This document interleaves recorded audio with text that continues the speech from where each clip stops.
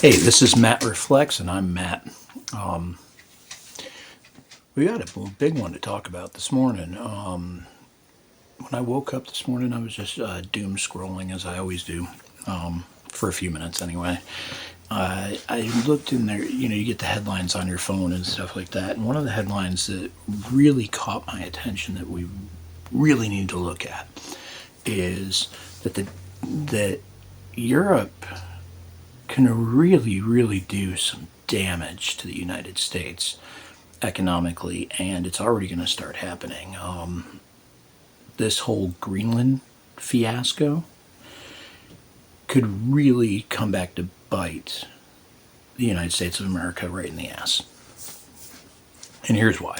Report this morning, or last night actually, is the 20th, CNBC reported on a Danish company that takes care of their retirement funds, their pension fund, is actually dropping its entire investment in the U.S. Treasury.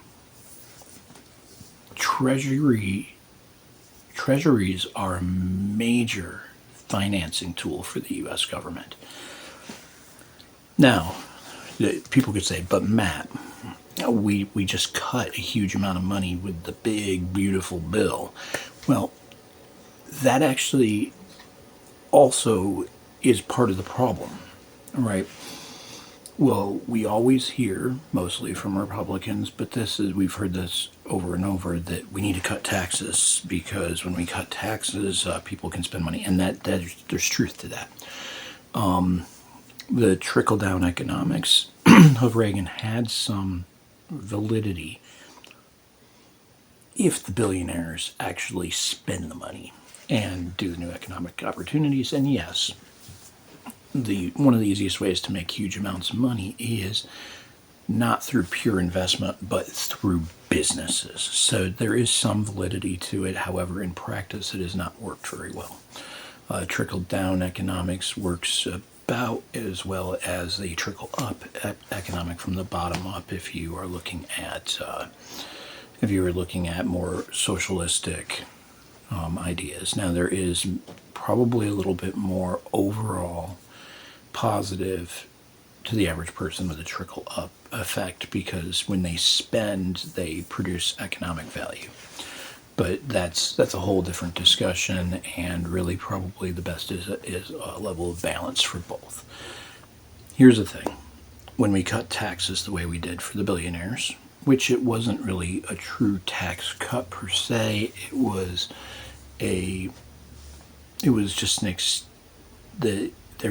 just were extending the tax cuts that Trump had put into place from his first time in the administration. Well, let's put all this together.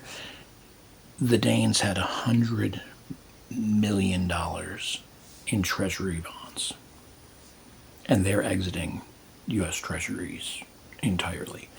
And they're even talking about the possibility of exiting the U.S. stock market as well. The damage that could do to our economy is absolutely astronomical. The Trump administration has already struggled to sell treasury bonds. The bond market didn't do very well back in it was either July or August. We struggled. We normally don't struggle to that level, but part of the problem with cutting taxes before you've paid your debt down is if you don't have income coming into the government to pay for the bills. Yes, we can cut $1 trillion, which they said would happen with the big beautiful bill, but when you actually cut more tax revenues than you are cutting expenditures, it still doesn't matter. You still see a ballooning of your national debt. And currently, in this first year of the second Trump administration, we have still seen a ballooning of government debt. That big beautiful bill was supposed to stop the hemorrhage, but now we've talked about, and Trump's talked about, the idea of increasing military spending by over $1 trillion by increasing spending to ICE and other parts of the U.S. government without any money to do it. We're already at a budget shortfall for our costs. So this is going to be a major thing that's going to affect Americans. And well, I've heard some talk about the economic damage that Europe and the rest of the world can do to the United States. This is a major escalation to that. Now, in the reports, it was on CNBC. In the reports, the group stated that this is something they've been looking at for a while, but did state that it made it very easy with the political windfall or the political downfall from the Greenland fiasco. I'm going to call it a fiasco because that's what it is. What Donald Trump is doing with a NATO ally is a fiasco. There's another video with some more thoughts on why this is happening.